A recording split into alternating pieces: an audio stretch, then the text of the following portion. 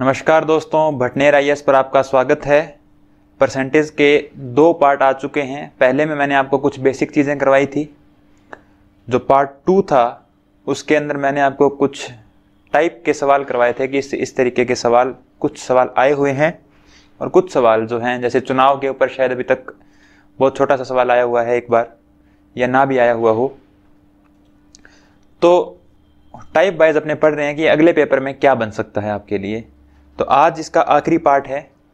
आज आपका ये चैप्टर ख़त्म हो जाएगा। इसके बाद अपने पढ़ेंगे सरल ब्याज और चक्रवृद्धि ब्याज, और जल्द ही हमारा सिलेबस जो है वो धीरे धीरे अपने उसको ख़त्म करने की कोशिश करेंगे। ठीक है, आइए स्टार्ट करते हैं। तो आज की पहली टाइप क्या है, देखो मैंने आपको कहा था कल कि मैं आपको कराऊंगा मिश्रण वाले सवाल, तो उन्हीं पे आज चर्चा करेंगे। तो पहला सवाल क्या है आज का, 5 लीटर के अल्कोहल और पानी के मिश्रण में 40% अल्कोहल है। 1 litre of water is added to 5 litre of alcohol water solution containing 40% alcohol strength. The strength of alcohol in the new solution will be, क्या है, इसमें 1 लीटर पानी मिलाया जाए, यानी कि 5 लीटर जो एक मिश्रण था उसमें 40% अल्कोहल था, अगर 1 लीटर पानी मिला दिया जाए तो नए मिश्रण में अल्कोहल का परसेंट क्या होगा। और सी सेट के हिसाब से बहुत ही अच्छा सवाल बनेगा ये, क्योंकि उसमें ऐसे आसान से शॉर्ट एंड स्वीट सवाल आते हैं पेपर में मैथमेटिक्स पे। देखिए टोटल मिश्रण कितना है, टोटल मिक्सचर है आपका कितना, 5 लीटर। कितना है, 5 लीटर है। इसमें से वो क्या कह रहा है, ये मिक्सचर किस चीज़ का है, अल्कोहल किस चीज़ का है, ये अल्कोहल और वाटर का।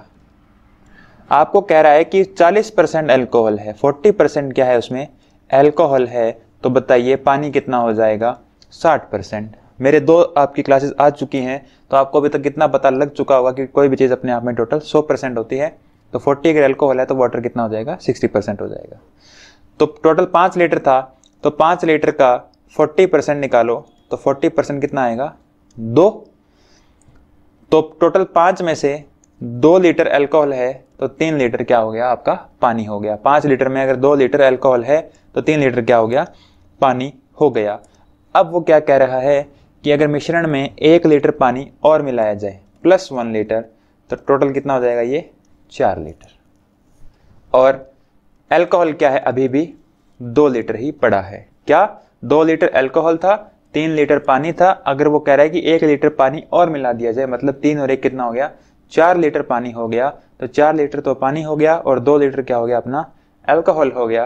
तो टोटल कितना हो गया आपके पास, अब न्यू टोटल कितना हो गया आपके पास में, 6 लीटर है ना। क्योंकि पहले टोटल कितना था, 5 लीटर, 1 लीटर पानी मिलाया, टोटल कितना हो गया, 6 लीटर। तो नए मिश्रण में अल्कोहल का परसेंट क्या होगा, अल्कोहल कितना है अपने पास में, ये देखो अल्कोहल कितना है अपने पास में, 2 लीटर। तो अल्कोहल 2 लीटर है, टोटल 6 में से परसेंटेज के लिए 100, 33 1/3% विल बी योर आंसर। आसान सवाल है, देखो बिल्कुल छोटा सा सवाल है कि परसेंटेज वो पूछ रहा है कि नए मिश्रण में अल्कोहल कितना होगा, नए मिश्रण में। तो मिश्रण कितना है, मिश्रण 6 लीटर है। किसका परसेंट पूछा है, अल्कोहल का। तो अल्कोहल का परसेंट पूछा है काय पर, टोटल मिश्रण में से। परसेंटेज के लिए 100 लगा दिया, कितना आ गया, 33/1/3%। मैंने आपको कल भी कहा था कि सारे के सारे कंसेप्ट वही रहेंगे, अब कुछ भी नया नहीं आएगा। 2 से 3 बातें मैंने बताई और पूरा का पूरा परसेंटेज आपका उन्हीं 2-3 बातों पे चलेगा। ठीक है, अगला सवाल क्या है, अब बात कर लेते हैं सीसेट कोर्स पर क्या ऑफर है। सीसेट रिकॉर्डेड कोर्स के ऊपर ध्यान रखिएगा। सीसेट रिकॉर्डेड कोर्स दोस्तों फ्लैट 300 रुपीज का आप लोगों के लिए ऑफर है। 300 रुपए सीधे सीधे आपके लिए छूट मिलने वाली है।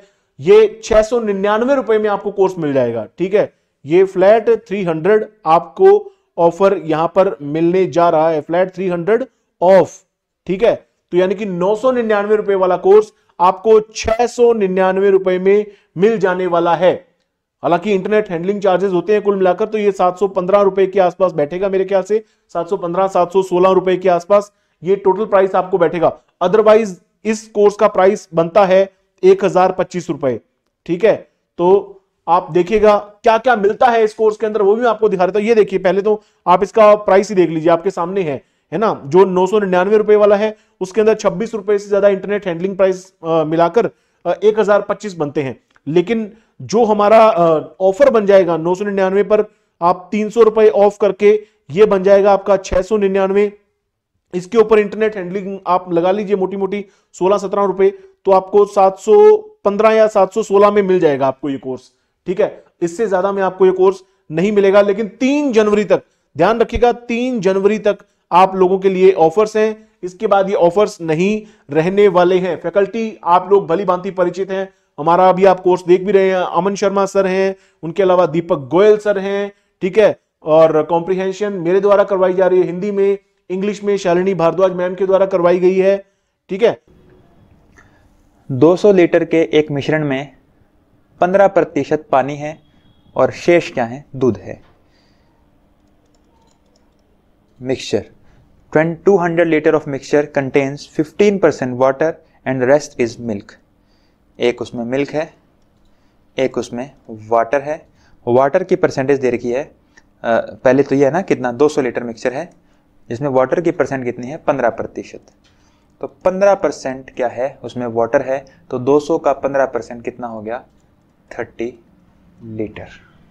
200 का 15%, मिक्सचर कितना था, 200 था, जिसमें से वाटर कितना था, 15%, तो 200 का 15% कितना हो गया, 30 लीटर। तो बच्चे पीछे मिल्क कितना बच गया, 170 लीटर। क्यों, टोटल अगर 200 है, 200 में से अगर पानी आपका 30 लीटर है, तो उसमें आपका मिल्क कितना रह जाएगा, पीछे 170 लीटर रह जाएगा। इस मिश्रण में कितना दूध और मिलाया जाए, इस मिश्रण में कितना दूध और मिलाया जाए कि मिश्रण में 87.5% मिल्क हो। 87.5% मिल्क होना चाहिए नए मिक्सचर में। बहुत ही अच्छा सवाल बनता है, सुनते जाना कैसे करना है इस सवाल को। मैं आपको एक बहुत ही अच्छी टेक्निक बताऊंगा इसकी। नए मिक्सचर के अंदर अगर 87.5% मिल्क है, 87.5% मिल्क है, तो बच्चे वाटर कितना है, वाटर आपका हो गया 12.5%। आपका अगर 87.5% मिल्क है तो 12.5% क्या हो गया, वाटर, क्योंकि कोई भी चीज़ अपने आप में कितनी होती है, 100% होती है। बच्चे 12.5% को क्या लिखते हैं, मैंने आपको शुरू में ही बताया था, क्या लिखते हैं, 1/8। क्या लिखते हैं, 1/8 लिखते हैं। यानी कि अगर 8 टोटल है तो उसमें से वाटर कितना है, वाटर कितना है, 1 है। अब सर ऐसे क्यों लिखा मैंने, ऐसे मैंने इसलिए लिखा क्योंकि आपको याद नहीं होगा कि 87.5% क्या होता है। अगर आपको 87.5% याद है, 87.5% याद है, तो 87.5% क्या लिखते हैं, 7/8 लिखते हैं। यानी कि अगर टोटल 7 है तो 7 क्या है उसमें, ये देखो ये मिल्क है, 7 क्या है उसमें, मिल्क है। तो सेम बात है, देखो 8 में से 7 मिल्क है और 1 क्या है, वाटर है। तो आप वहां से भी निकाल सकते थे। ऊपर अगर आपको 87.5% याद होता ना, 87.5% को 7/8 लिखते हैं, तो 87.5% क्या था, मिल्क था। क्या था, मिल्क था। ये क्या था, मिल्क था। ये 8 क्या था, टोटल 8 में से 7 क्या था, मिल्क था। तो 1 क्या था पीछे, वाटर था। 1 क्या था पीछे, क्योंकि 8 में से 7 मिल्क है तो 1 पीछे बच गया, जो क्या है, वाटर है। चाहे आप यहां से निकाल लो ऐसे, क्योंकि 87.5 100 में से 87.5 87.5 है तो 12.5 बचे, और बच्चों को 12.5 की फ्रैक्शन याद होती है 1/8। तो चाहे यहां से निकाल लो कि अगर 8 में से 1 वाटर है तो पीछे 7 क्या बच गया, 7 क्या बच गया, पीछे मिल्क बच गया। एक ही बात है, दोनों से कोई फर्क आपका नहीं पड़ेगा। तो कुल मिला के मैं जो कहना चाहता हूं, मैं आपको ये कहना चाहता हूं कि टोटल कितना है नए मिक्सचर में, टोटल 8 है, जिसमें मिल्क कितना है, 7 है, और वाटर कितना है, 1 है। बस मैं इतना कहना चाह रहा हूं आपको। इतनी बात समझ में आ गई। नए ये रिजल्ट में अपने को चाहिए, ये वो रिजल्ट में मांग रहा है, अपने से डिमांड कर रहा है कि मेरे को ये चाहिए, मेरे को ये चाहिए। देखो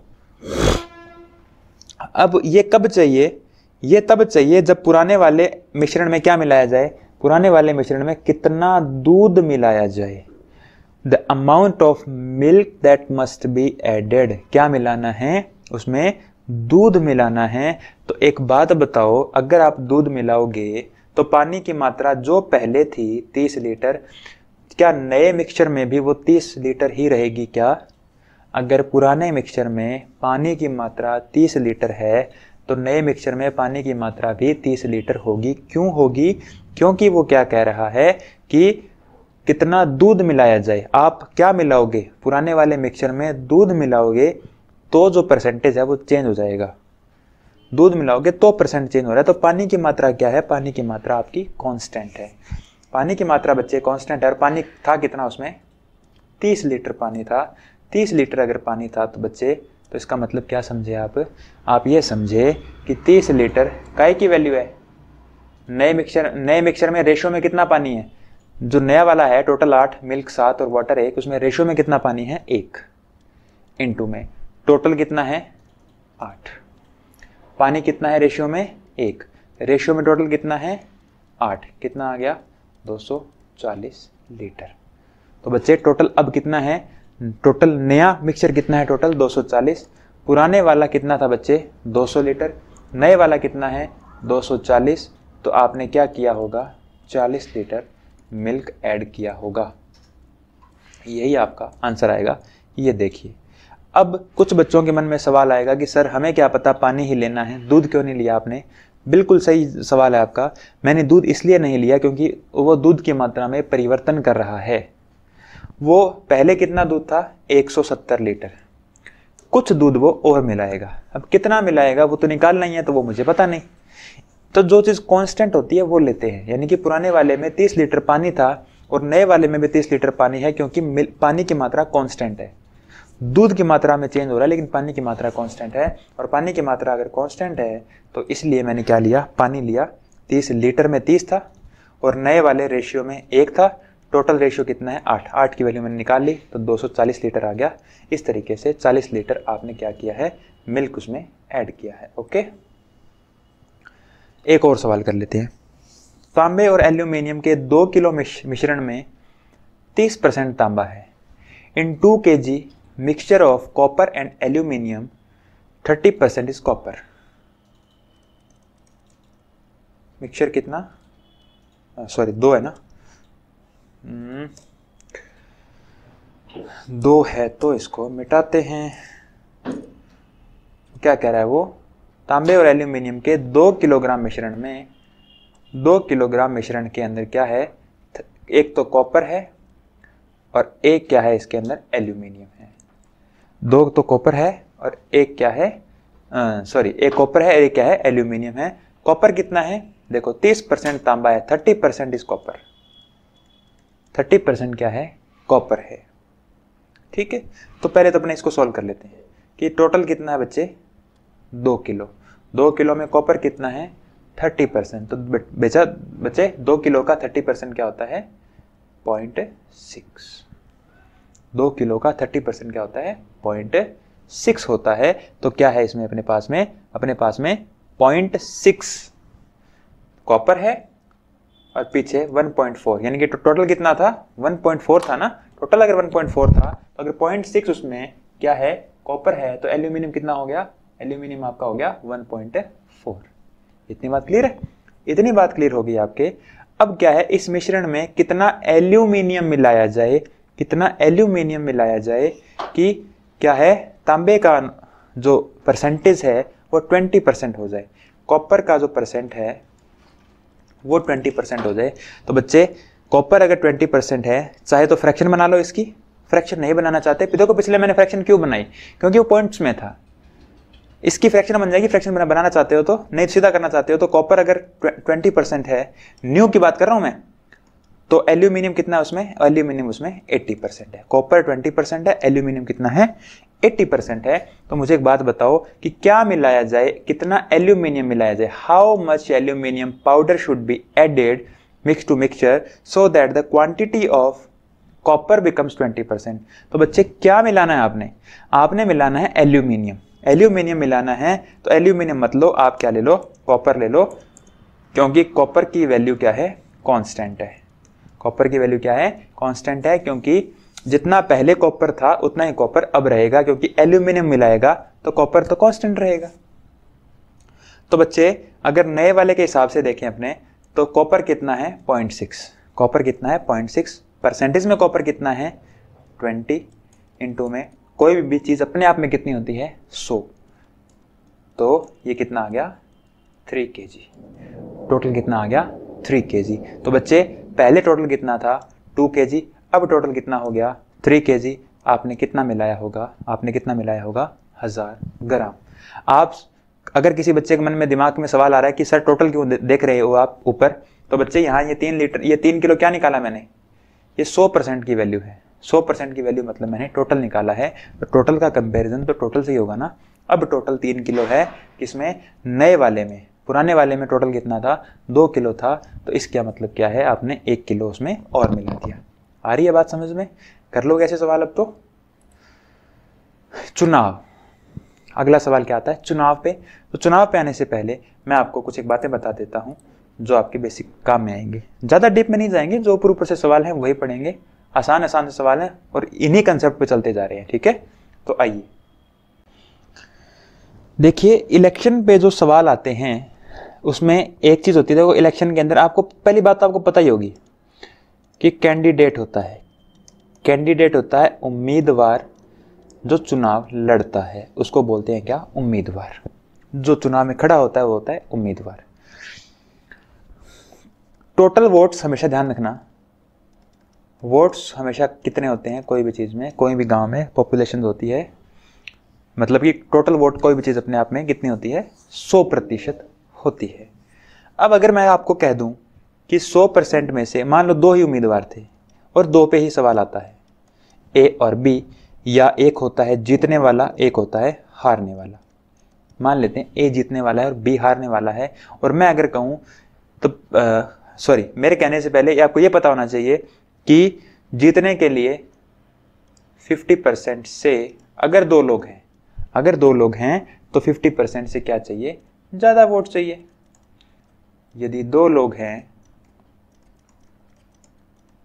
2 लोग हैं तो जीतने के लिए क्या चाहिए, तो जीतने के लिए 50% से ज़्यादा वोट शेयर चाहिए। आपको क्या चाहिए, जीतने के लिए 50% से ज़्यादा वोट शेयर चाहिए, ठीक है।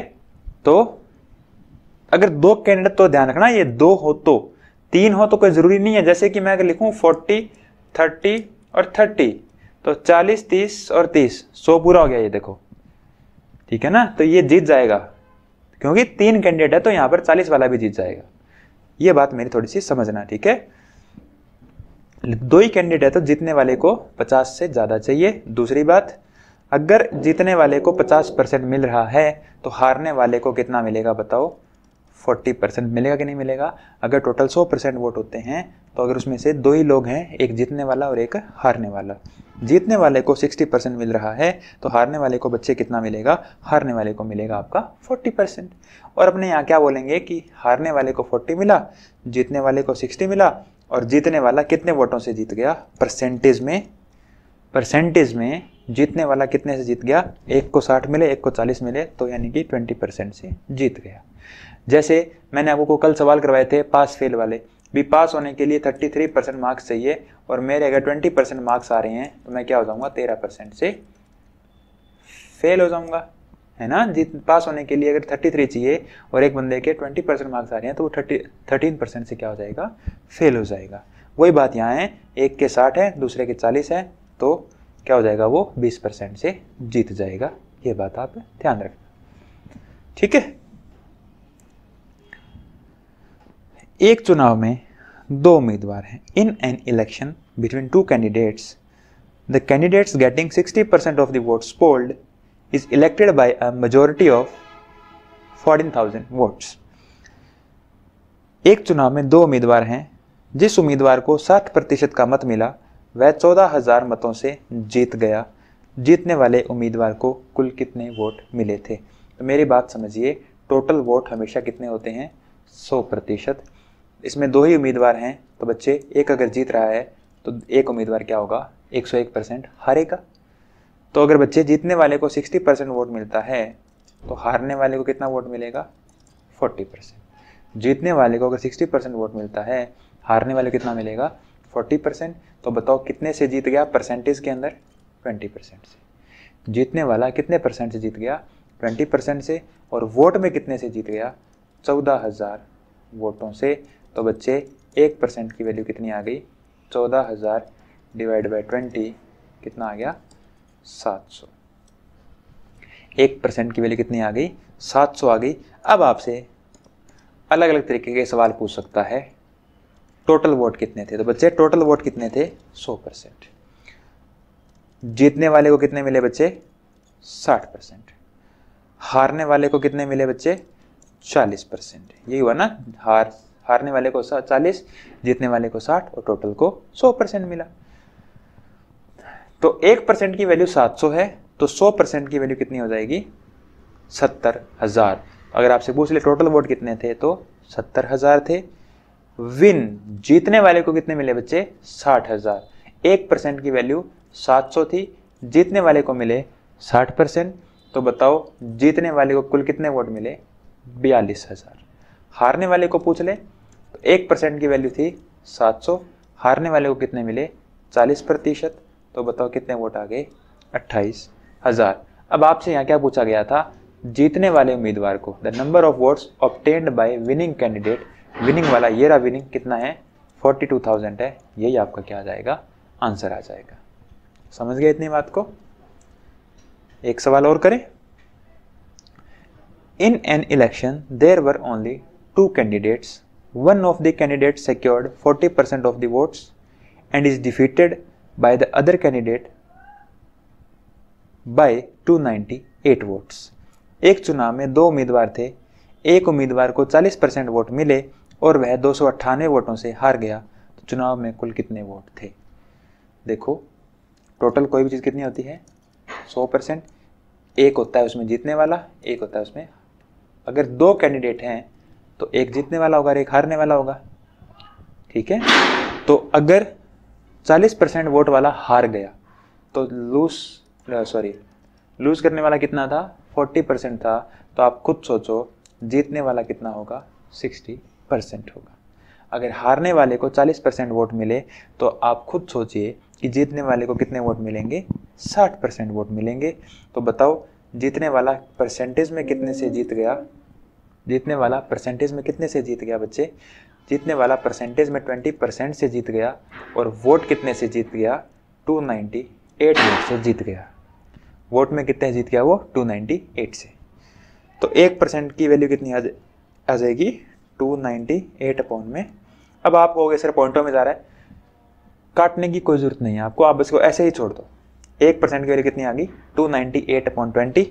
आपसे पूछ रहा है चुनाव में कुल कितने वोट थे, the total number of votes, यानी कि आपसे क्या पूछ रहा है वो 100% की वैल्यू पूछ रहा है। तो 1% की वैल्यू थी 298 अपॉन 20, तो 100% की वैल्यू हो जाएगी इनटू में 100।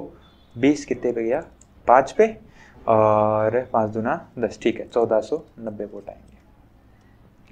कितना आंसर आ गया आपका, 1400।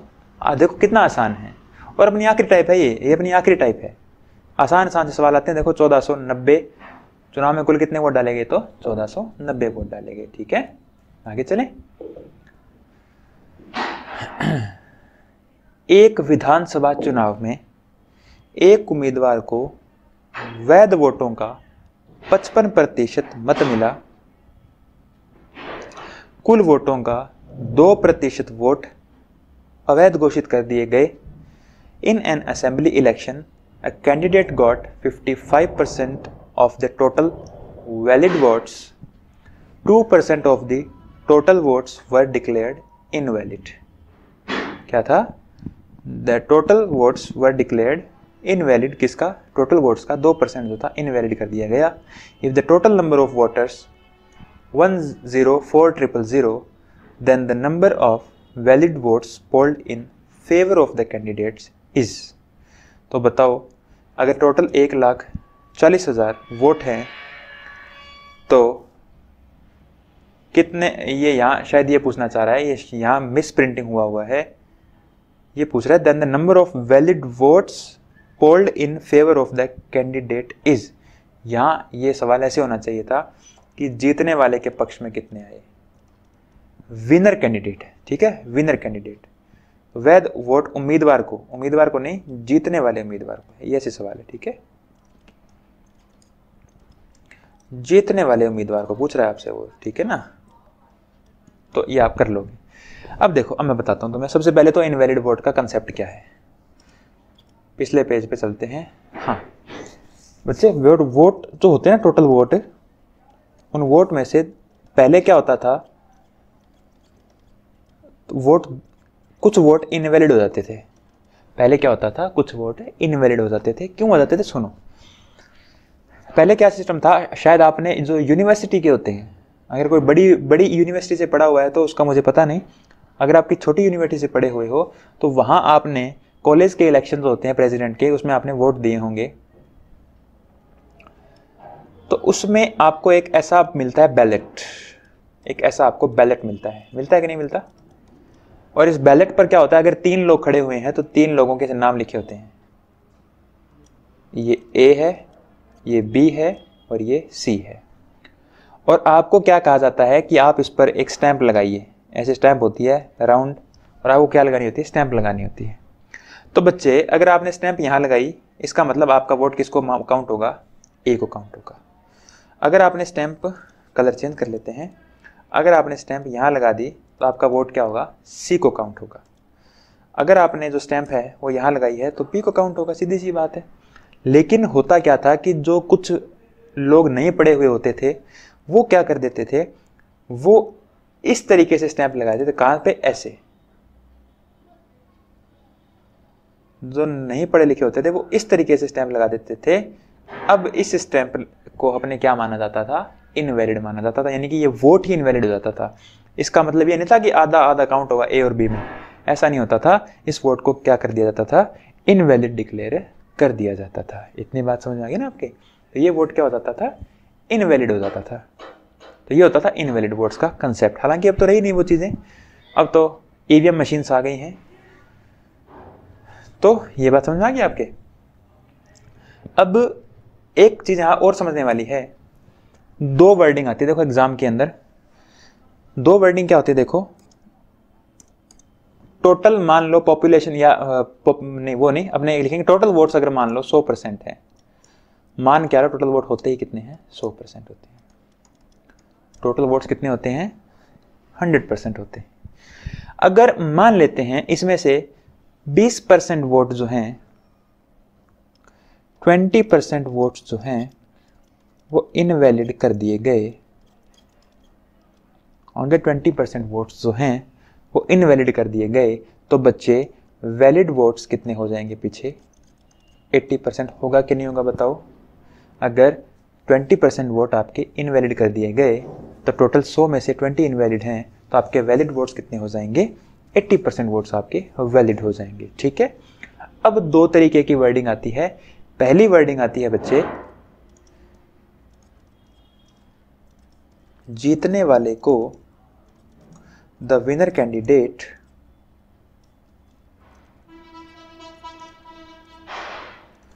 got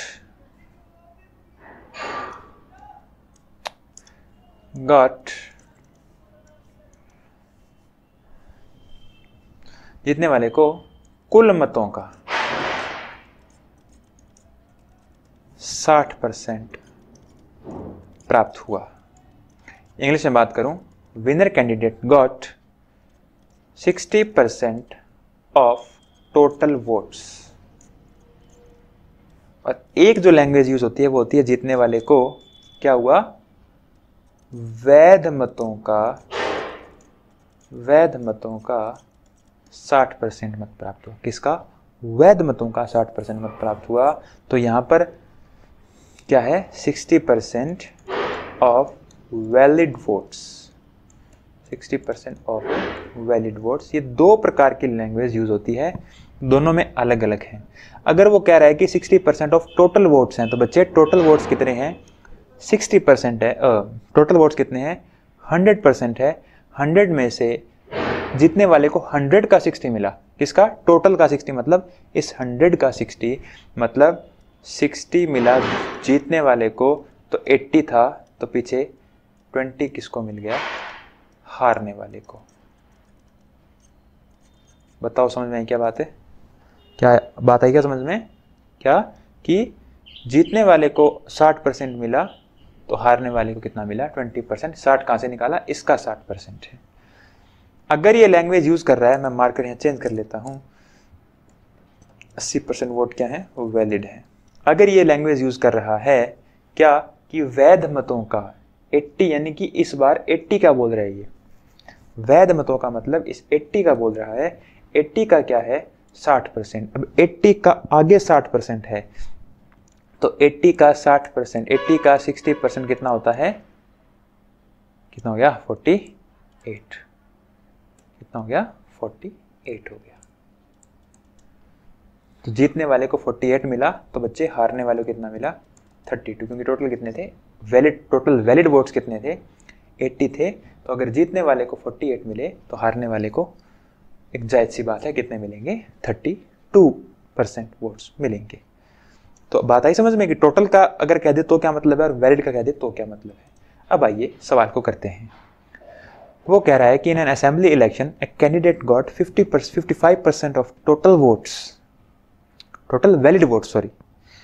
अब किसका है, कुल वैध मतों का, वैध मतों का 55% मत मिला और 2% मत जो थे वो अवैध थे।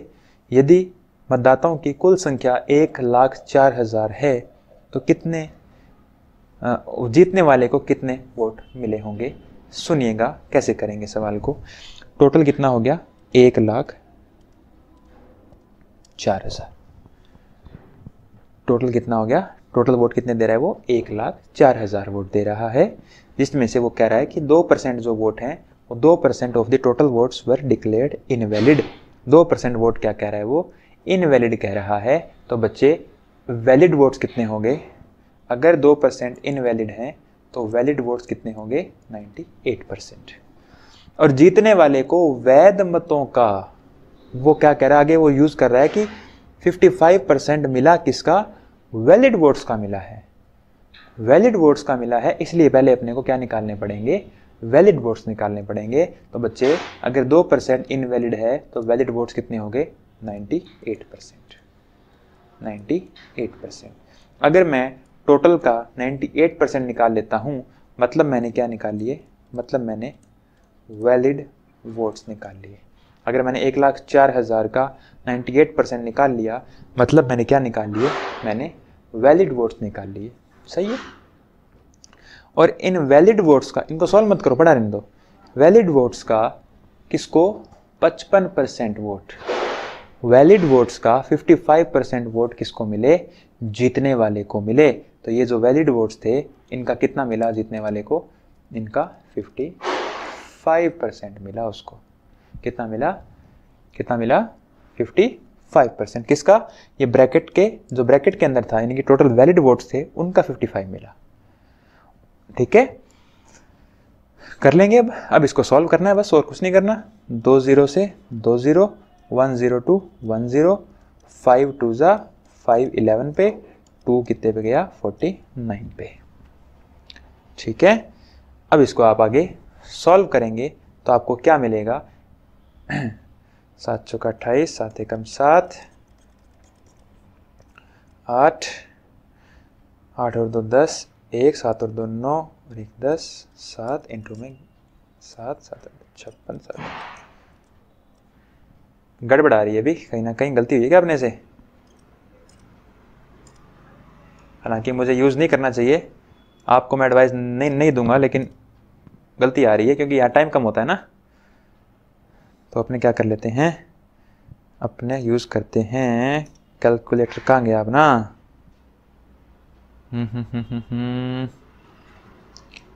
पता नहीं कैलकुलेटर कहाँ गया अपना, देखते हैं अपने मैथमेटिक्स। ये रहा कैलकुलेटर। अपने क्या निकालना है, अपने को निकालना है 104 मल्टीप्लाई विद 49 मल्टीप्लाई विद 11। 56,056 आ रहा है। सही है, अभी मेरे से गलती हो रही थी कहीं पे। कितना आ रहा है देखो 56,056। आप मत यूज किया करो, ठीक है ना, आपने यूज नहीं करना कैलकुलेटर को, यहाँ टाइम कम होता है इसलिए मेरे को यूज करना पड़ता है। 56056, ठीक है, ये आपका आंसर आ जाएगा। ओके, अगर यहाँ कह देता अब बच्चों के मन में आएगा कि अगर यहाँ ये कह देता कि 55% टोटल वोट्स का मिला तो फिर तो कोई दिक्कत ही नहीं थी। टोटल वोट्स कितने हैं 104,000 और ये टोटल वोट्स का 55 मिला तो निकाल दो 55, बस ये आपका आंसर आ जाता। टोटल का 55 पूछ रहा है फिर तो कोई दिक्कत ही नहीं थी, 1,04,000 का सीधा 55% निकाल देते आपका आंसर आ जाता। लेकिन ऐसा नहीं करना आपने, क्योंकि वो क्या कह रहा है, वो कह रहा है कि वैलिड वोट्स का मिला। ओके आगे करें, देखो क्या कह रहे हो। इन एन इलेक्शन, एक चुनाव में 10% मतदाताओं ने अपना मत नहीं दिया। इन an election 10% of the voters on the voters list did not cast their votes. नहीं दिया कोई बात नहीं। 60% voters cast their ballot paper blank. 60 मतदाताओं ने अपना मतपत्र खाली छोड़ दिया। केवल 2 उम्मीदवार थे। विजेता उम्मीदवार को मतदाता सूची का मतलब टोटल जो वोट थे, टोटल सारे के सारे वोट थे, मतदाता सूची का 47% वोट मिला और अपने प्रतिद्वंदी से 308 मतों से जीत गया। The winner was supported by 47% of the total voters in the list and he got 308 votes more than his rival. The number of voters on the list was. देखें फिर, कोई भी चुनाव में टोटल वोट्स कितने होते हैं बच्चे, कोई भी चुनाव में टोटल वोट्स कितने होते हैं 100%। ठीक है, कोई भी अब अगर कोई और तैयारी कर रहा है, किसी ने एसएससी की तैयारी की है या बैंक की तैयारी की है, तो मैं समझ सकता हूं कि ये देखो ये इतना सा सवाल था। क्या था ये? इतना सा सवाल था कि एक को 47 मिला, एक को 43 मिला, 4 की वैल्यू थी, यहाँ से आंसर आ जाता। लेकिन यहाँ एसएससी का बैच नहीं है, ये सी सेट का बैच है। तो कृपया करके कोई भी अपना ज्ञान ना दें कि ये छोटा होगा, ये छोटा हो सकता था, ये बड़ा हो सकता था। ठीक है, क्योंकि बाद में फिर बहुत सारे कमेंट आते हैं कि सर आपने बड़ा करवा दिया, ये छोटा भी हो सकता था। तो छोटा करना मुझे भी आता है, पर उसके लिए फिर आपको और ज़्यादा पढ़ना पड़ेगा। और आप जीएस पे ध्यान दीजिए, सी सेट पे थोड़ा बहुत ध्यान दो, ज़्यादा ध्यान आपका जीएस पर होना चाहिए। समझ रहे हो? तो इसलिए मैं आपको ज़्यादा नहीं उलझाऊंगा और आपके पास पूरा टाइम है। तो इसको ज़्यादा छोटा करके क्या करोगे? अगर मान लो इस सवाल को आप 10 सेकंड में करके क्या करोगे बताओ? 1 घंटे में एग्जाम कर लोगे, फिर 1 घंटा क्या करोगे बैठ के वहाँ पे? तो स्मार्ट वर्क कीजिए। ठीक है, तो ये प्लीज़ ये मत बोलिएगा कि सर ये ऐसे हो सकता था या ऐसे हो सकता था। ठीक है ना? एक चुनाव में 10% मतदाताओं ने अपना वोट नहीं दिया। 100% में अलग अलग तरीके के लोग थे।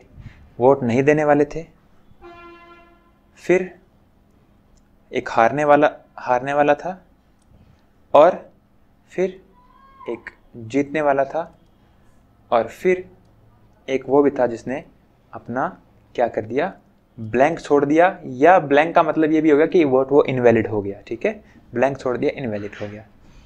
60% लोगों ने अपना वोट नहीं दिया, 10% लोगों ने अपना वोट नहीं दिया, तो वोट नहीं देने वाले कितने हैं? 10% है। 60 मतदाताओं ने बच्चे, ये 60 मतदाता हैं, ना कि 60% मतदाता हैं। ये 60% है, नॉट 60 वोट्स हैं, ना कि 60% वोट्स हैं। ओनली 60 नंबर है, ये नंबर है 60। ठीक है, तो 60 लोगों ने क्या कर दिया, इसके आगे परसेंट मत लगा देना। ठीक है ना? वोट कितने थे? 100%। 100 जिसमें से 10% लोगों ने वोट नहीं दिया, 60 लोगों ने खाली छोड़ दिया। जीतने वाले को 47% वोट मिला। जीतने वाले को 47% वोट मिला। अब मैंने यहाँ सीधा 47 क्यों लिख दिया? क्योंकि बच्चे टोटल का था वो। किसका था वो? टोटल का 47% था, तो कोई दिक्कत नहीं है उसमें। इसी 100 का 47% था, तो मैं सीधा लिख सकता हूँ। मुझे यहाँ वैलिड इनवैलिड अलग अलग करने की ज़रूरत नहीं है। 10% लोगों ने वोट नहीं दिया। जीतने वाले को मतदाता सूची का 47% वोट मिला। ये 47% है, ये है ना? तो बताओ बाकी के वोट किसको मिले? टोटल वोट कितने थे? 100 में से 10% ने वोट ही नहीं दिया।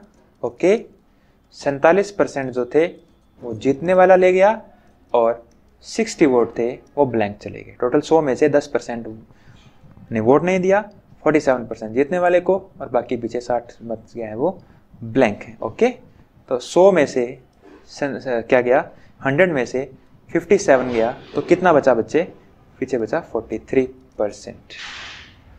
माइनस का 60 पड़ा ही था। 43% में से 60 घटा मत देना, ये 43 माइनस 60 रहेगा कि ये 43 परसेंटेज में है जबकि 60 वैल्यू में है। तो हारने वाले को कितने मिले, हारने वाले को मिले 43% माइनस 60 वोट्स। बस हो गया सवाल खत्म। कैसे, जीतने वाले को 308 मत ज्यादा मिले हैं, जो the winner got 308 votes more than the rival. तो बच्चे जीतने वाले को कितने मिले, जीतने वाले को कितने मिले 47% माइनस, हारने वाले को कितने मिले 43% माइनस 60। जीतने वाले को 47% माइनस हारने वाले को 43% minus 60 is equal to total votes कितना डिफरेंस है इनका, 308 का। जीतने वाला माइनस हारने वाला इज इक्वल टू 308। ये आ गया 47% minus 43% plus 60 is equal to 308। 60 plus क्यों हो गया, क्योंकि यहाँ माइनस का था, ब्रैकेट के बाहर माइनस था, माइनस माइनस प्लस हो जाएंगे। ये आएगा आपका 4% इज इक्वल टू 248। 1% की वैल्यू कितनी आ जाएगी 42। 1% की वैल्यू नहीं, गलत कर दिया ना मैंने, 62 आएगी। 1% की वैल्यू आ जाएगी आपकी 62 आएगी। आपसे क्या पूछा गया है, मतदाताओं की संख्या कितनी थी मतदाता सूची में, तो 100% की वैल्यू कितनी आ जाएगी 62, 100, 62, 100। 1% अगर 62 की वैल्यू है तो 100% की वैल्यू कितनी हो जाएगी 6200 हो जाएगी। ये सवाल आपके पेपर में नहीं आ सकता, फिर भी मैंने करवा दिया कि बुरे से बुरा ये हो सकता है, इससे ज़्यादा सवाल आपके पेपर में नहीं आएगा। पहली बात, ये सवाल ही नहीं आएगा। बस ये आपका चुनावों वाली टाइप हो गई। चुनाव में इससे ऊपर सवाल आपके पेपर में नहीं आ सकता। ठीक है, तो हमने इलेक्शन वाली टाइप पढ़ ली। अब हम पढ़ते हैं एक नई टाइप, आय व्यय वाले सवाल, इनकम एंड एक्सपेंडिचर वाले सवाल। क्या है इसके अंदर, देखिए यही सवाल हमने कहाँ पढ़े थे, रेशियो में पढ़े थे। यहाँ जब परसेंटेज लग गया तो अपने इसको परसेंटेज में पढ़ेंगे। The man spends 60% of his income. ये कंसेप्ट मैं आपको बता चुका हूं ना पहले। कंसेप्ट में क्या बता चुका हूं कि इनकम जो होती है, इनकम के 2 हिस्से होते हैं। ये आपने इसको अलग पेज पे लिखते हैं, देखो कैसे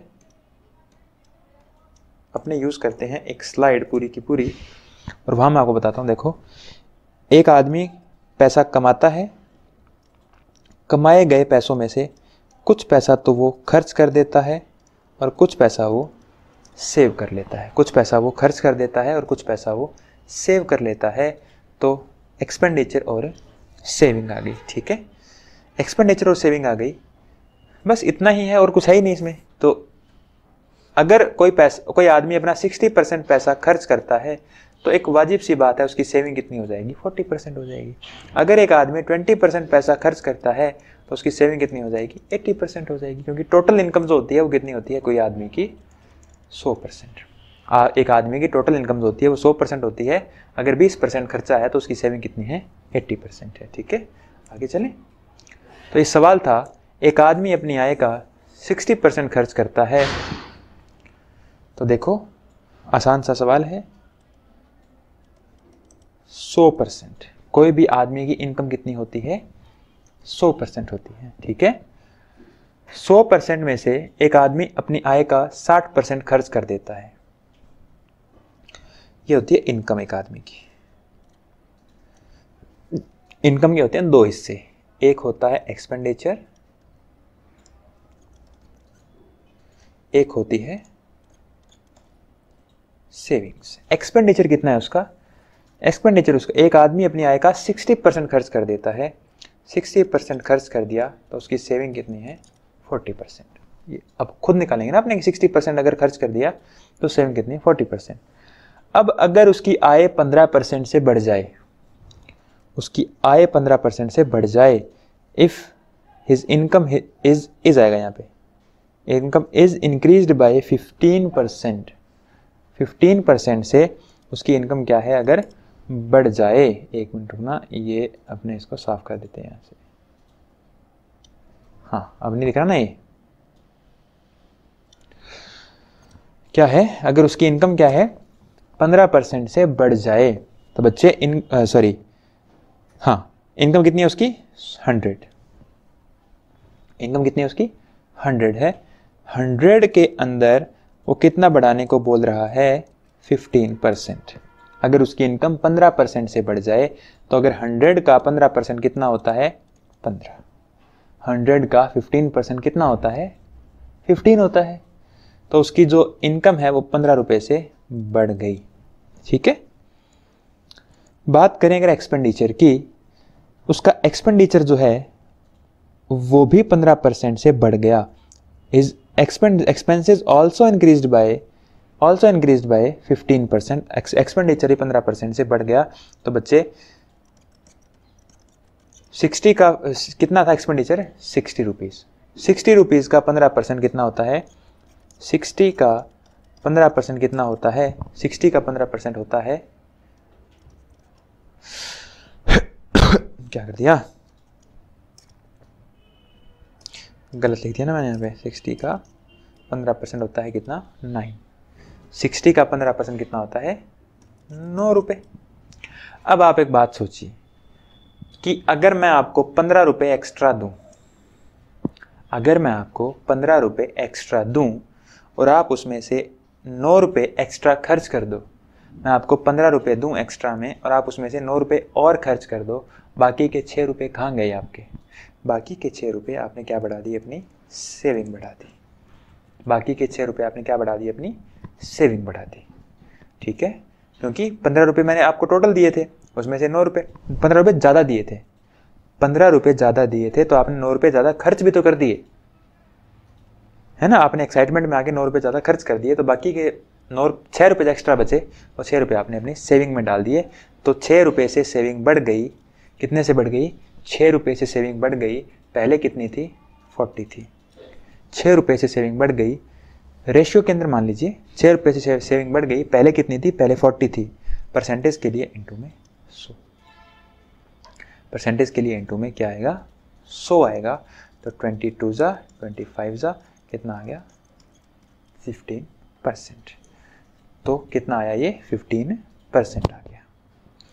तो क्या है उसकी बचत पर कितना प्रभाव पड़ेगा 15% से बढ़ जाएगी वो, ठीक है ना, 15% से बढ़ जाएगी, क्योंकि 15 रुपये में आपको एक्स्ट्रा दे रहा था, आप 9 रुपये एक्स्ट्रा खर्च कर रहे थे, तो बाकी के 6 रुपये जो एक्स्ट्रा थे, एक्स्ट्रा यानी एक्स्ट्रा का मतलब क्या है कि वो आपकी सेविंग को बढ़ा रहे थे, तो एक्स्ट्रा जो पैसा था वो आपने जमा कर दिया, तो आपकी जो सेविंग है वो 6 रुपये से बढ़ गई, पहले कितनी थी 40, तो 40 पे 6 बढ़ गई, तो कितने परसेंट में कितनी बढ़ गई 15% बढ़ गई। एक बात सुन लो, 3 चीजें होती है ना, कौन कौन सी,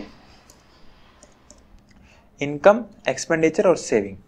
अगर आप 2 चीजों को समान रूप से बढ़ा रहे हो, अगर आप इनकम को 15 से बढ़ा रहे हो, आप एक्सपेंडिचर को 15 से बढ़ा रहे हो, तो आपका सेविंग भी 15 से बढ़ेगा, ध्यान रखना है। यानी कि अगर 2 चीजों में समान प्रभाव पड़ा है, 2 चीजों में अगर समान प्रभाव पड़ा है तो तीसरी पे उतना ही फर्क पड़ेगा। लेकिन मैंने ये करके क्यों दिखाया, बाकी के सवाल ऐसे होंगे। ये चलो एक अलग सवाल था क्या कि उसकी इनकम भी 15 से बढ़ गई, उसका एक्सपेंस भी 15 से बढ़ गया, तो उसकी बचत भी 15 से ही बढ़ेगी। उसका एक्सपेंस 15 से बढ़ गया, उसकी बचत 15 से बढ़ गई, तो इनकम भी कितने से बढ़ेगी 15 से बढ़ेगी। ये चलता रहेगा हमेशा 20 20 20। तो अगर 2 चीज़ें 20 से बढ़ रही है तो तीसरी भी 20 से बढ़ेगी, 2 चीज़ें 10 से कम हो रही है तो तीसरी भी 10 से कम होगी, ये चलती रहेगी साइकिल। ठीक है,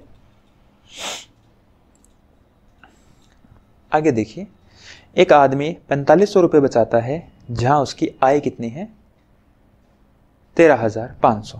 the man saves 4,500 rupees out of 1300 500। वही सेम सवाल,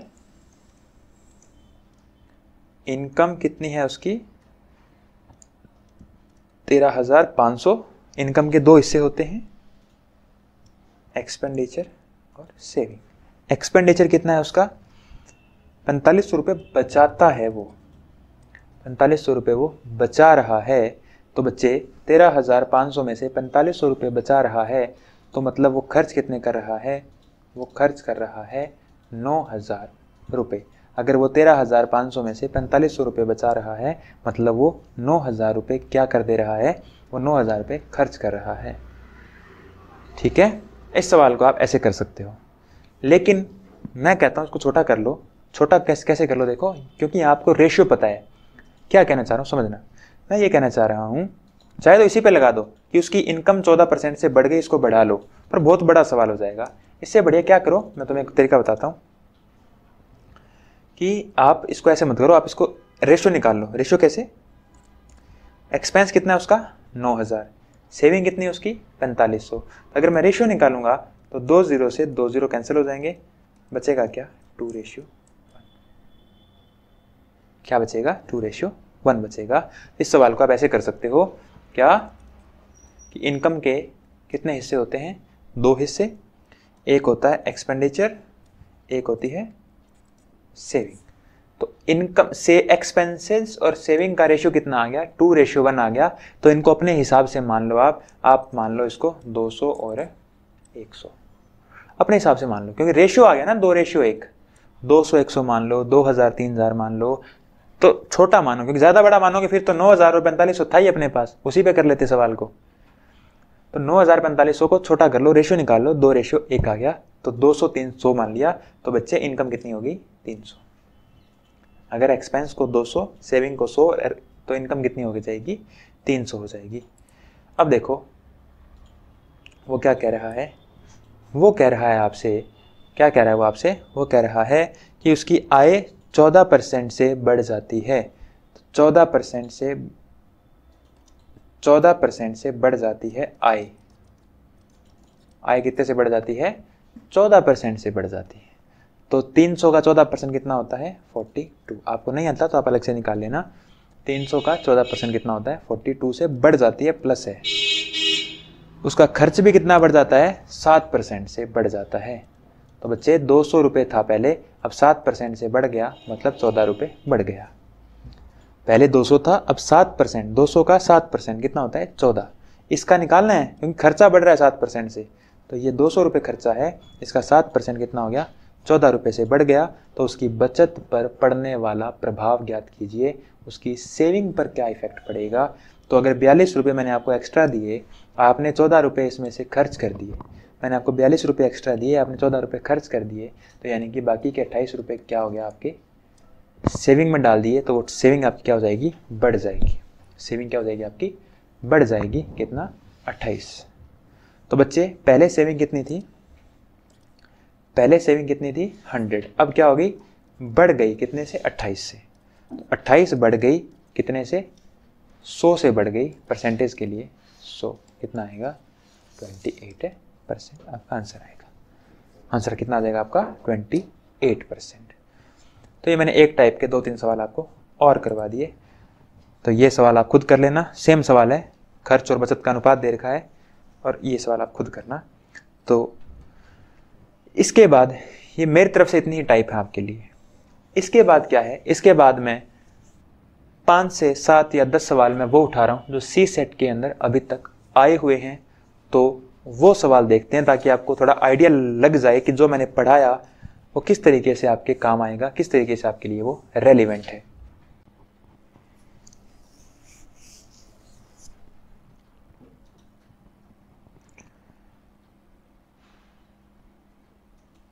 तो ये देखिए कुछ सवाल वो हैं जो पेपर में आए हुए हैं। हालांकि 1996 का है तो थोड़ा आसान सवाल है। क्या है देखो, if the price of a television set is increase by 25%, एक टीवी की कीमत 25% से बढ़ाई जाती है तो मूल कीमत पर लाने के लिए कितनी कमी करनी पड़ेगी। तो देखो ये करवा चुका हूं मैं सवाल, है ना। क्या करवाया मैंने कि कोई टेलीविजन की कीमत 100 रुपये थी और अब वो 100 से कितनी हो गई 25% बढ़ गई, मतलब 125% हो गई। पहले कितनी थी 100% थी और 25% बढ़कर कितनी हो गई 125% हो गई। अब वो कह रहा है कि जो 125 है उससे वापस उसको मूल कीमत पे लाना है। Then what percent should the new price be reduced to bring the price back to the original level. यानी कि अब 125 से हमने वापस कितने पे आना है, 125 से वापस कितने पे आना है 100 पे। तो बच्चे कितनी कमी करनी पड़ेगी 25 की कमी करनी पड़ेगी, लेकिन 25 की कमी इस बार कहाँ से होगी, 125, यानी कि अब 125 से 100 पे आना है तो 25 की कमी करनी पड़ेगी। तो 25 की कमी कहाँ से करनी पड़ेगी, 125 से। परसेंटेज के लिए इनटू में 100 कर दीजिए, आपका आंसर आएगा, योर आंसर विल बी 20%। ठीक है, आगे चलें। 3 परीक्षाओं में जो प्रत्येक 500 नंबर की है, एक छात्र पहले और दूसरे में 45% और 55% अंक प्राप्त करता है। Out of the 3 annual examination each with a total of 500 marks, a student secured average marks of 45 and 55% in the first and second annual examination. To have an overall average of 60%, how many marks does the student need to secure in the third annual examination? कुल 60% अंक प्राप्त करने के लिए अंतिम परीक्षा में कितने अंक लाने होंगे? बच्चे, एक पहला पेपर था, एक सेकंड पेपर था और एक फाइनल था। मान लो यूपीएससी के 3 पेपर हैं, प्री, मेंस और इंटरव्यू। ठीक है, तीनों कितने कितने नंबर के हैं, 500, 500 और 500, और टोटल जो हैं, टोटल आपके कितने हो गए, 1500 नंबर का, है ना। जैसे यूपीएससी का एग्जाम कितना हो जाता है, पहले 200 नंबर का, फिर ऐसे जुड़ते चले जाते हैं ना, उसी तरीके से क्या है, 500, 500, 500 और टोटल कितना हो गया, 1500 हो गया। अब वो कह रहा है कि पहले पेपर में 45% मार्क्स हैं, सेकंड पेपर में 55% मार्क है, तो थर्ड एग्जाम में कितने लेकर आए कि उसके टोटल जो एग्रीगेट परसेंट है वो कितना हो जाए, 60%। एग्रीगेट मार्क्स उसके कितने आने चाहिए, एग्रीगेट मार्क्स उसके आने चाहिए, अगर 2 में 45 और 50 है तो उसके एग्रीगेट मार्क्स आने चाहिए, वो आने चाहिए 60%। ठीक है, कितने नंबर लाए, देखो आपने को पहले चाहिए कितने, पहले तो ये देख लो। एक पूरा पेपर 1500 नंबर का है और अपने को चाहिए 60% नंबर, 60% नंबर चाहिए, मतलब अपने को टोटल कितने नंबर लेके आने हैं, 900 नंबर लाना है, चाहे कैसे भी लाओ। अपने को टोटल कितने चाहिए, 900 नंबर चाहिए, चाहे कैसे भी लेकर आइए। तो अपने को पता है कितने मार्क्स आ गए, कितने आ गए देखो, 500 में से 45% तो फर्स्ट एग्जाम में आए थे, इसको अपने यहाँ से अलग कर देते हैं ना, इसको अपने यहाँ से अलग कर देते हैं, ये अलग हो गया। हाँ, तो 20 से 20, 45 5 जा 225, 225 आ गया। ठीक है, दूसरा जो था वो 500 में से 55% मार्क्स थे उसके, 55% मार्क्स थे, 20 से 20 गया ये, और ये कितना आ गया आपका 250 और 275।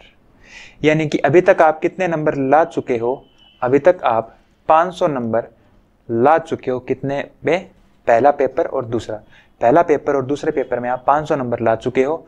आपको कितने चाहिए, 900 चाहिए, तो बाकी के नंबर कहाँ से लाऊं बताओ, बाकी के नंबर मैं कहाँ से लाऊंगा, तीसरे एग्जाम में से। 900 नंबर चाहिए, 500 ला चुके हो, 400 नंबर आपको और लाने पड़ेंगे, then 400 will be your answer. Amar, Akbar or Anthony are 3 friends being looked after by a matron Farah.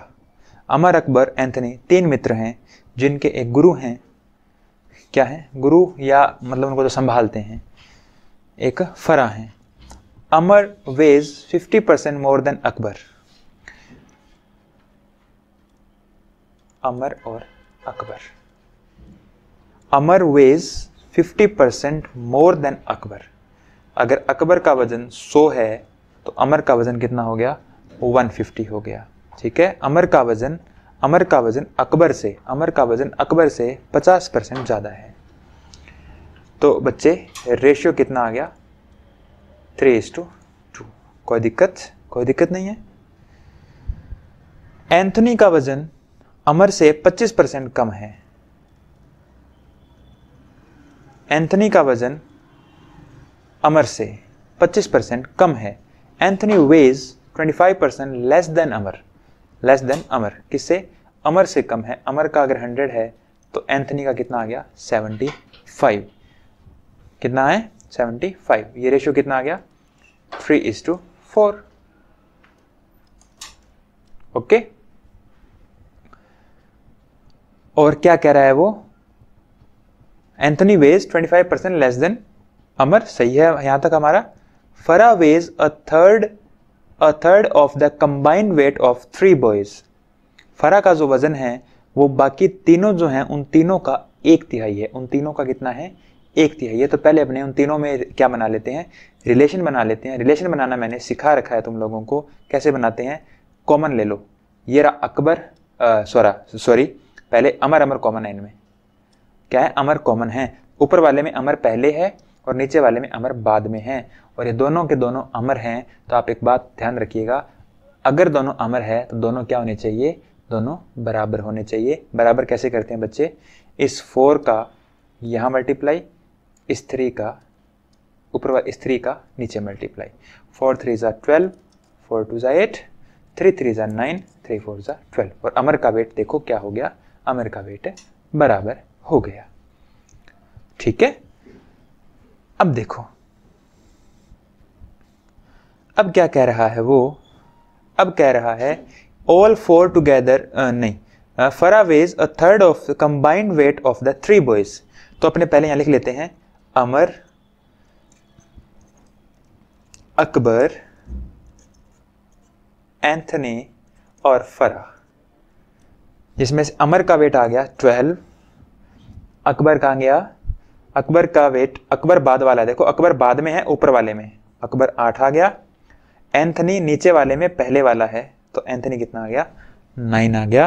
और फरा का जो वेट है इन तीनों का 1/3 है, तो 12 और 8 20, 20 और 9 29, 12 और 8 20, 20 और 9 29, और इस टोटल वेट का कितना है 1/3।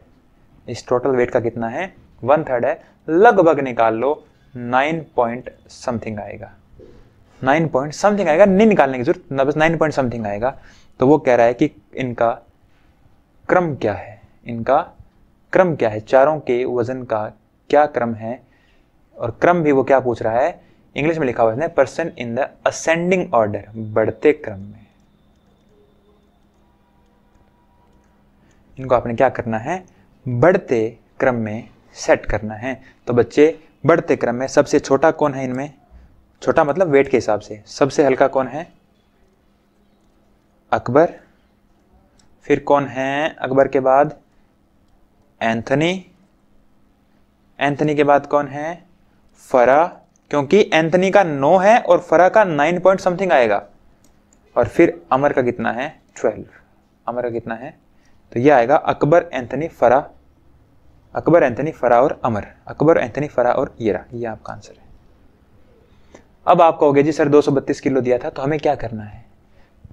अगर रेशियो ये है तो उनका रेशियो, हमें रेशियो पता लग गया ना, रेशियो का मतलब होता है उनमें रिलेशन पता लग गया। अगर वो वेट पूछता कितने किलो है तो फिर निकालना पड़ता, लेकिन वेट पूछा ही नहीं उसने, तो फिर क्यों निकालने अपने, नहीं निकालेंगे, सीक्वेंस देना है वैसे दे देंगे अपने। ठीक है, क्या है, एक गांव की जनसंख्या 3 लाख है, जिसमें से 1,80,000 पुरुष हैं। एक गांव की जनसंख्या, पॉपुलेशन क्या है, पॉपुलेशन जो है वो पॉपुलेशन कितनी है आपकी 3 लाख, आपकी पॉपुलेशन है 3 लाख, 1,80,000 पुरुष हैं। ये 2 भागों में बांट दिया, मेल और फीमेल, जिसमें से मेल आपको दे रखे हैं 1,80,000, तो फीमेल कितनी आ जाएंगी 1,25,000। A city has a population of 3 lakh, out of which 1,80,000 are males. 50% of the population is literate. Total population जो है उस टोटल पॉपुलेशन का कितना, इस टोटल पॉपुलेशन का कितना, इस टोटल पॉपुलेशन का ऐसे एक लिटरेट है और एक इलिटरेट है, एक लिटरेट है और एक इलिटरेट है, तो 70% लिटरेट है, 70% लिटरेट है, तो 30% क्या हो गए, इलिटरेट हो गए। 70% अगर लिटरेट है तो 30% क्या हो गए, इलिटरेट हो गए, है ना। तो अगर ऐसा है तो टोटल पॉपुलेशन आपकी 3 लाख थी, तो 3 लाख का 70% मतलब 2,10,000 और 50%, अरे भी गलत कर दिया मैंने, है ना, मैंने गलती क्या की, मैंने गलती ये कर दी, देखो गलती मैंने क्या कर दी, मैं बताता हूँ तुम्हें। उसने बोला था कि 50% है, ठीक है ना, 50% of the population is literate, तो 50% है, अगर 50% लिटरेट है तो 50% ही क्या है, इलिटरेट, यानी कि आधी आधी। तो यानी कि टोटल 3 लाख है तो 1.5 लाख लिटरेट है और 1.5 लाख ही क्या है, इलिटरेट। टोटल कितना था, 3 लाख था, 3 लाख में से 1.5 लाख लिटरेट है और 1.5 लाख क्या है, इलिटरेट है। अब क्या कह रहा है वो कि पुरुषों में से अगर मैं पुरुषों की बात करूं तो उनमें से 70% साक्षर हैं, 70% of the males are literate. अगर मैं मेल्स की बात करूं तो उसमें से क्या है, लिटरेट और इलिटरेट कितने, 70%। 70% क्या है, लिटरेट है 70%। तो 1,80,000 टोटल है जिसमें से 70% लिटरेट है। तो बच्चे लिटरेट कितने आ जाएंगे, 1,26,000, ठीक है। 1,80,000 का 70% निकाल लेना, कितना आएगा आपका आएगा 1,26,000।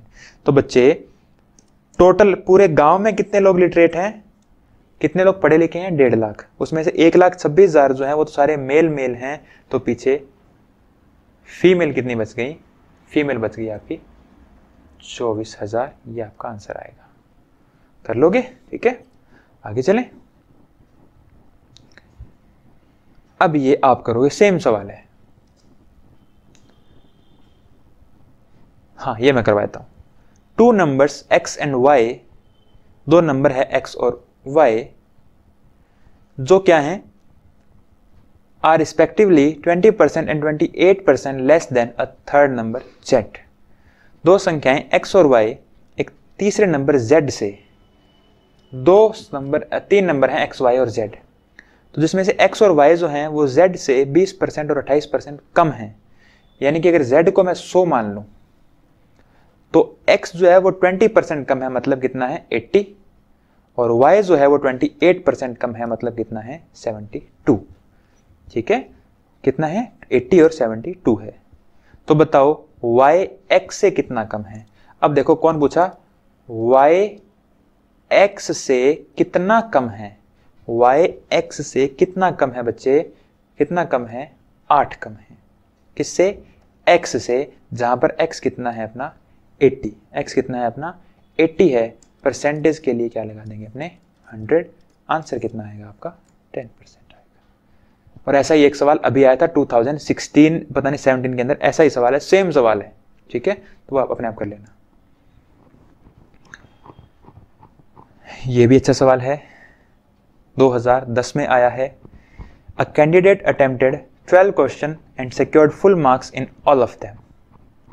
एक छात्र एक परीक्षा में 12 प्रश्न लिखता है जिसमें उसे पूरे अंक मिलते हैं। यदि प्रत्येक प्रश्न समान अंकों का है और उसे पूर्णांक का 60% प्राप्त होता है तो बताओ परीक्षा में कितने प्रश्न थे। If he obtained 60% in the test and all questions are carried equal marks, then what is the number of question in the test? आसान सा सवाल है। जब भी आपको उलझन लगे कोई भी सवाल में, आप क्या मान लिया करो, एक क्वेश्चन कितने नंबर का है, 1 नंबर का है। एक क्वेश्चन कितने नंबर का है, 1 नंबर का है। एक छात्र ने 12 प्रश्न लिखे और 12 के 12 में उसको पूरे नंबर मिले हैं। 12 के 12 में पूरे नंबर मिले हैं, मतलब उसके कितने नंबर हैं, 12 नंबर। उसके मार्क्स कितने आ गए, नंबर मत लिखा करो, मार्क्स लिखा करो, ठीक है। उसके 12 मार्क्स आ गए।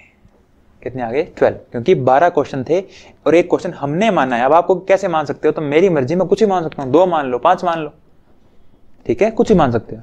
1 नंबर का एक क्वेश्चन मान लिया तो क्या है, 12 क्वेश्चन 1 नंबर के हिसाब से उसके 12 मार्क्स आने चाहिए थे, जो कि पूर्णांक का 60% है। मतलब जो उसके मार्क्स आए हैं, जो उसके कितने मार्क्स आए हैं, 12 मार्क्स आए हैं, ये टोटल का कितने परसेंट है, 60%। तो 60% की वैल्यू कितनी है, 12, तो 1% की वैल्यू 12 जो है किसकी वैल्यू है, 60% की। हमें किसकी चाहिए, 100% की, इंटू में 100%, कितना आ जाएगा 20। अब अगर किसी बच्चे को यह डाउट है कि सर हमें पता नहीं लगता कि सर नीचे लिखेंगे ऊपर, यानी कि अगर 100 नीचे लिखना है कि 60 ऊपर लिखना है, 60 नीचे लिखना है कि 100 ऊपर लिखना है, कोई कंफ्यूजन नहीं रहेगा। इसके बाद आपके कितने मार्क्स हैं 12, परसेंटेज में कितने मार्क्स हैं 60, यानी कि 12 जो नंबर हैं वो 60% की वैल्यू है। तो जो चीज जिसकी वैल्यू है वो उसके डिवाइड में आती है, वो उसके डिनोमिनेटर में आती है। 12 नंबर अगर 60 की वैल्यू है तो 60 बटे में आएगा। चाहिए किसकी, 100 की चाहिए, इनटू क्या कर दो 100 कर दो। तो कितने नंबर का पेपर था आपका? पेपर था 20 मार्क्स का, और एक क्वेश्चन हमने कितने मार्क्स का माना है? 1 मार्क्स का। तो क्वेश्चन भी कितने हो गए? 20 ही हो गए। क्वेश्चन भी कितने हो गए आपके? 20 क्वेश्चन हो गए। आपके मार्क्स भी कितने थे? 20 थे, और आपके क्वेश्चन भी कितने हो गए? 20 हो गए। ठीक है, आगे चलें।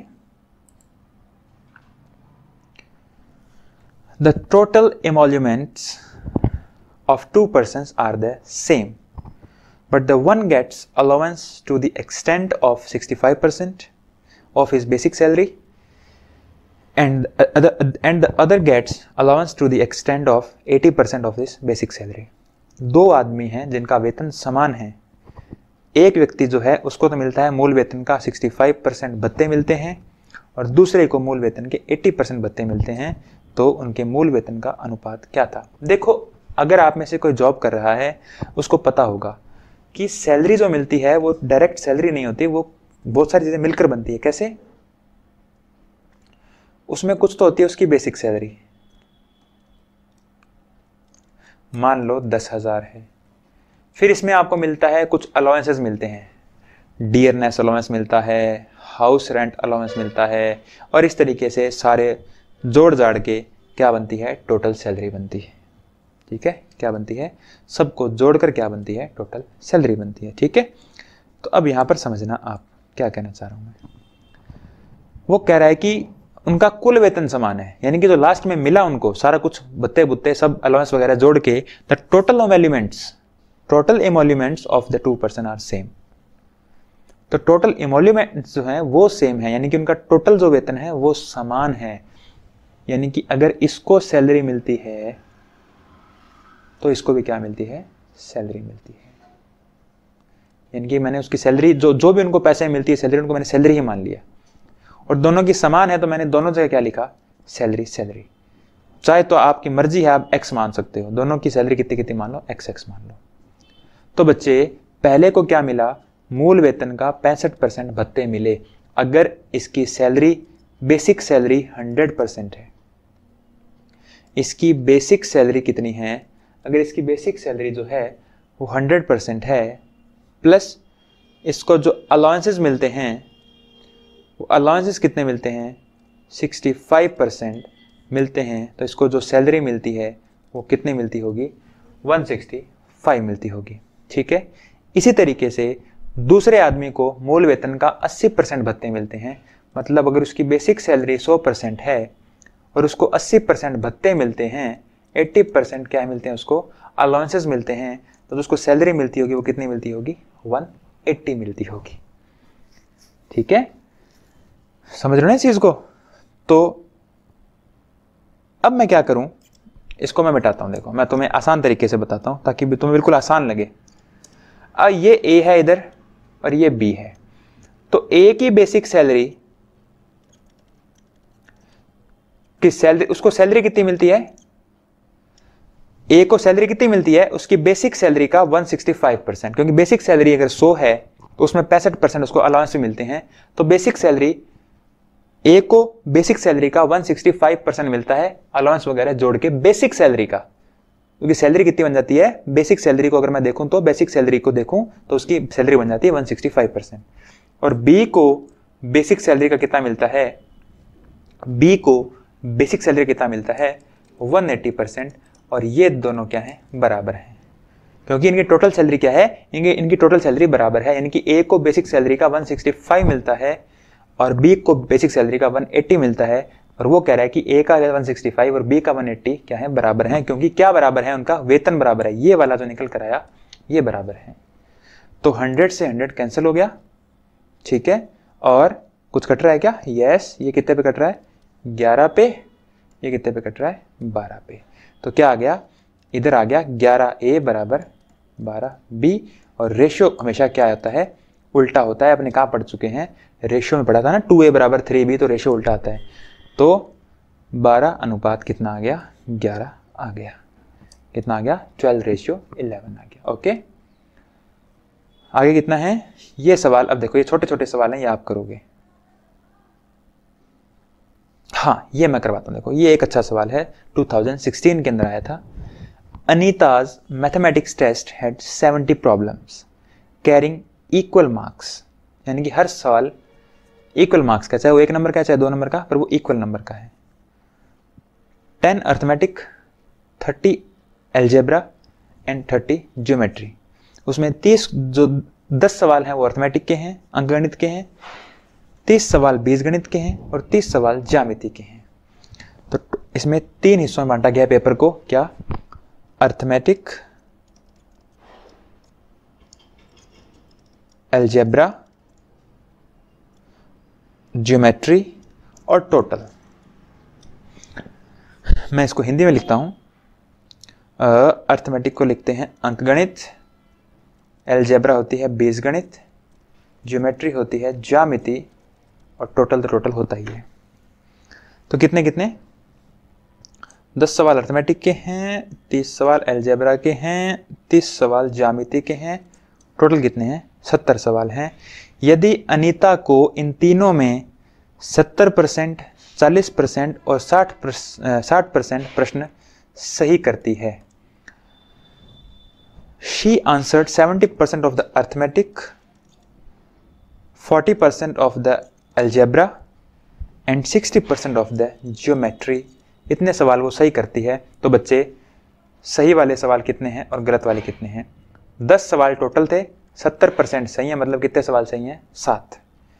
30 सवाल टोटल थे, 40% सही हैं, मतलब कितने सही हैं? 12। 30 सवाल टोटल थे, 60% सही हैं, मतलब कितने सही हैं? 18 सवाल सही हैं। और क्या पूछ रहा है वो? The number she did not pass the test because she got less than 60% marks. वो कह रहा है कि उसके वो क्या है कि 60% से कम नंबर हैं उसके। The number of more question she would have to answer correctly. तो बताओ उसको और कितने सवाल सही करने होंगे कि वो पास हो जाए। वो फेल क्यों हुई? वो फेल क्यों हुई? क्योंकि उसके नंबर उसने दे रखा है क्योंकि 60% से कम थे। मतलब क्या कहना चाह रहा है? मतलब वो ये कहना चाह रहा है कि पास होने के लिए कितने चाहिए उसको? पास होने के लिए उसको 60% नंबर चाहिए, या 60% उसके क्वेश्चन जो है वो सही होने चाहिए। तो मैं यहाँ पर अलग से लिख रहा हूँ कि कितने चाहिए, रिक्वायर्ड कितने हैं टोटल का 60%। रिक्वायर्ड कितने हैं टोटल का 60%, मतलब टोटल 70 क्वेश्चन है उसमें से 60% सही होने चाहिए, मतलब 42 सवाल आपके सही होने चाहिए। और आपके सही है कितने? 18 और 12 30 और 7 37 सवाल आपके, इसको मिटा देते हैं, काम ही नहीं है इसका। 37 सवाल आपके सही हैं। होने रिक्वायर्ड कितने हैं? 42 सवाल सही होने चाहिए। है कितने? 37। तो यानी कि आपको 5 सवाल और क्या करने पड़ेंगे? 5 सवाल आपको और सही करने पड़ेंगे। ठीक है, ये आपका आंसर हो जाएगा 5। हाँ, 2019 का सवाल। A and B are 2 heavy steel blocks. A और बी 2 स्टील के टुकड़े हैं।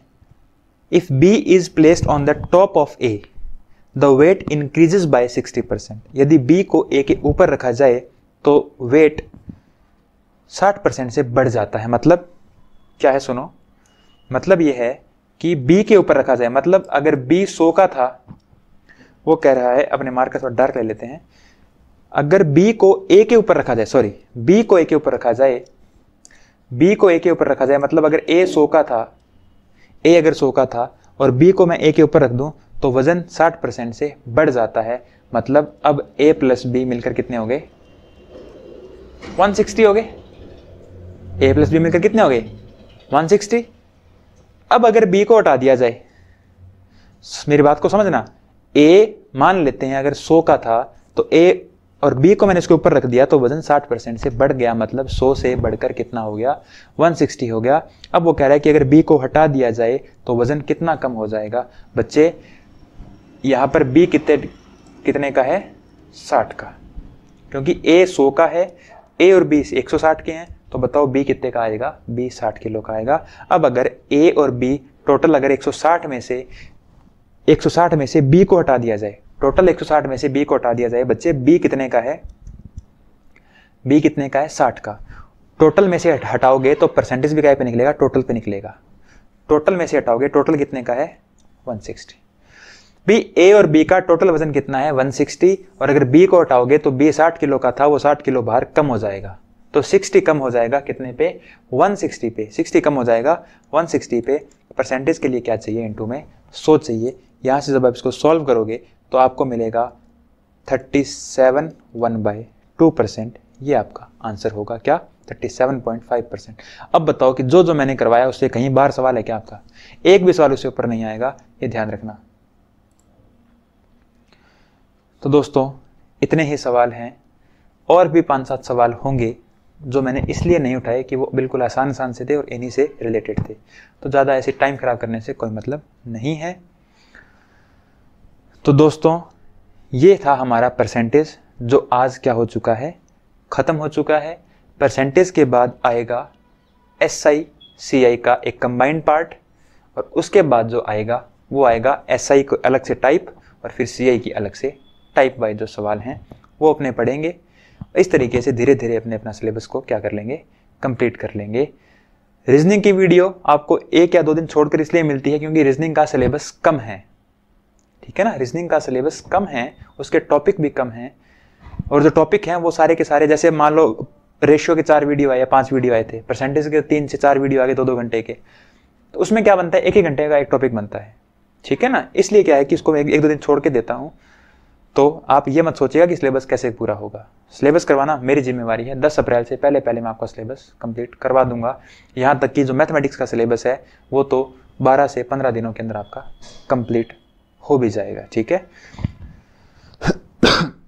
तो दोस्तों अपना रिव्यू ज़रूर दीजिएगा, दोबारा मिलेंगे, अपना ख्याल रखिए, धन्यवाद।